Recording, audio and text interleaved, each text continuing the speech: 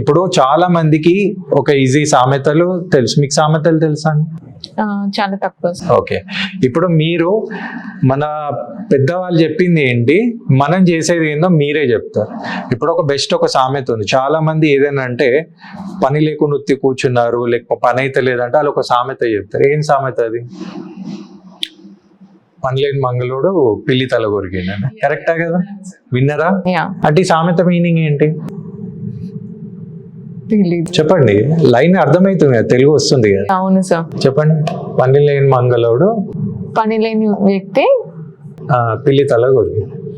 Sorry, ఇక్కడ మంగళియోడుగా మంగళివాడు. ఓకేనా? మళ్ళా ఇది ఒక విషయం.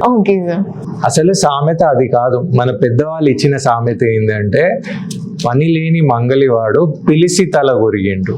ఓకే, ఇప్పుడు అది ఏమైంది? పిలిసి ఏమైంది? పిల్లి అయింది. అయితే ఈ నిజమైన సామెత తెలియనప్పుడు ఈ సామెత ఫాలో అయిన వాళ్ళు ప్రతి ఒళ్ళపై ఇదే ప్రచారం చేస్తారు కదా. అవును అవును సార్. అంటే ఇలా మన శాస్త్రాలు అనేది చేంజ్ అయిపోయింది. ఓకే.